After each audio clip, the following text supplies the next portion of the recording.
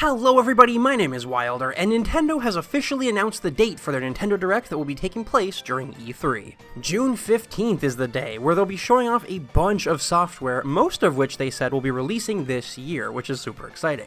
There's a lot that we could potentially see at this Direct, so I thought it would be fun to share my wishlist with you. Why don't we get right into it, starting with things that I definitely think are going to make an appearance. First of all, the next fighter for the Smash Ultimate Fighters Pass. I mean, that one's a given. We'll definitely be seeing that here. As for who it's actually going to be, I have no idea. I mean, my dream character is always Lloyd from Tales of Symphonia, but I really don't think that's happening. There are quite a few characters I've been hearing about lately, though, that I would really be happy with. You know, characters like Crash Bandicoot or Dante. I think those would be cool. But we'll just have to wait and see what happens. I mean, Sephiroth came out of nowhere and caught almost everybody by surprise, so whoever gets in next, I'm sure it'll be super hype no matter what. Next on the list, though, is Breath of the Wild 2. I think we'll finally be seeing more of Breath of the Wild 2 and maybe a 2022 release date? Regardless of the date though, this is one of the titles that I think is the reason as to why Nintendo said mostly when talking about the release year for these games. I personally would love to see some gameplay from Breath of the Wild 2, as I know a lot of you would. I'd also like to finally have an official name for it as well. And like everyone else, I'm really interested in the story of the game because just from the first little teaser trailer we got for it, it looks like it'll have a much darker tone to it. I mean, I'm all for it. I can't wait to see more of this game. There's also been a lot of speculation and predictions as to how the game will play out. I have my own guesses, of course, but actually getting to see the game in action is what I think I want most out of Breath of the Wild 2 right now. I just want to see how it'll play. I want to see what's new. I'm very curious. Moving on, however, next we have another big hitter, Splatoon 3. Splatoon has become such a big name for Nintendo, and Splatoon 3 being announced back in February was a huge surprise. And I don't think it would be too crazy to see some gameplay of it. Maybe we'll get to see some new weapons, some new maps, even game modes, and of course all those fresh new clothes. I don't think this one is too much of a reach, even though it was just announced not too long ago. I mean, the initial trailer we got for it had a ton of stuff to it, so I think we'll be seeing more here as well. Something else that's not too much of a reach either is news about an Animal Crossing update. Animal Crossing New Horizons has been getting many updates over the year, and while I personally don't think they've been as effective as Nintendo was hoping they would be with the community, they have added quite a lot to this game. There's still a lot left that could be implemented, however, and a lot that's still missing from past titles, unfortunately, which is why I think we'll definitely be seeing a new update announced for Animal Crossing here. Kinda like how they showed off the new Mario update for the game in a previous Direct. I can see them giving a small time slot to Animal Crossing New Horizons. Next, though, is a release date for Rune Factory 5. It's no surprise that I'm a Rune Factory fan, and I think that a release date at this E3 Direct would be great. Rune Factory 5 is still supposed to come out this year. It's out in Japan right now, and we're just sitting here waiting to see when the game's going to hit North America. I think a release date with a brand new trailer is going to be at this Direct. I think it's safe to say we'll get a new trailer here.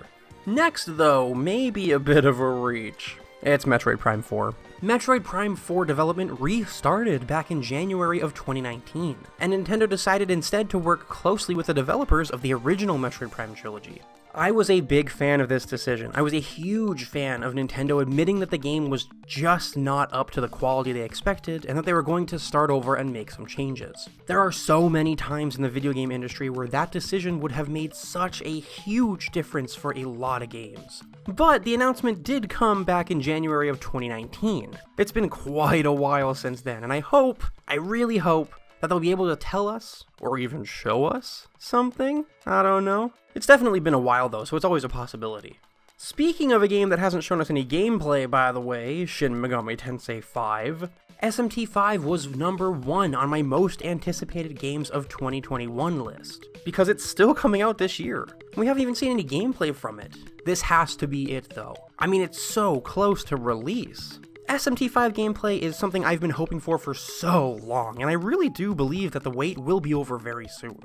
And again, speaking of releasing soon, Pokemon Brilliant Diamond and Shining Pearl. Those remakes will be coming out in November, and from what we saw during the announcement trailer, it looks like the games are coming along great. We got to see footage from a ton of areas, and I honestly can't wait for it. Pokemon has made an appearance at every E3 for a while now, so it's not surprising to think that they'll be at this one. The Diamond and Pearl remakes aren't the games that everyone has their eyes on when it comes to Pokemon, however. Pokemon Legends Arceus is the big one.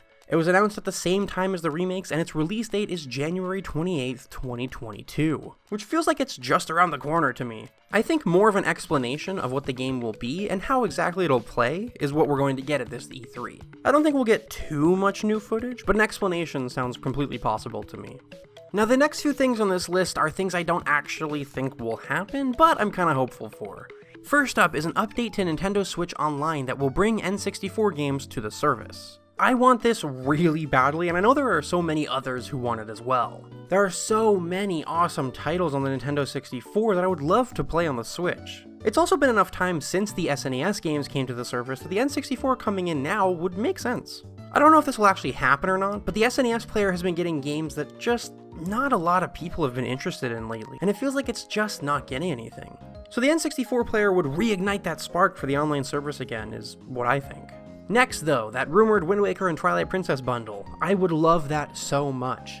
Wind Waker and Twilight Princess are two of my favorite Zelda games, and I would love to have them on the Switch, especially Wind Waker HD, since I kinda sold my Wii U before I really got into it. After Skyward Sword securing so many pre-orders at full price though, who knows if Nintendo will actually bundle the two games together or not. We're gonna have to wait and see if they'll actually do that, if the rumors were true. The last thing I have written down on this list is it just says, is Pikmin 4 even an option anymore, lol. I mean, I'm not wrong. How many E3s have people been wishing for Pikmin 4 now? Pikmin 3 did come to the Switch with extra content, and it was great. It was a lot of fun. And apparently Pikmin 4 was in development at one point in time? Still is? I don't know. I have no idea. Pikmin is just one of those titles where, like, it'll show up when it shows up, and when it does, it'll be a shock to us all. Pikmin development time is so weird, especially for a title that sells pretty well. But anyway, there's my wishlist for Nintendo's E3 of 2021. I guess I'm also just hoping for like a remake of a fan favorite game as well. Maybe an N64 or GameCube game? I don't actually know what to put there though. Maybe Thousand Year Door? That would be cool. Let's remake some Paper Mario games. Anyway, I'm happy with this wishlist, and I really hope I get to see a lot of what I put onto here. Let me know what your wishlist is for this year in the comments down below, because that's going to be it from me today. Thank you all so much for watching, and I'll see you in the next one.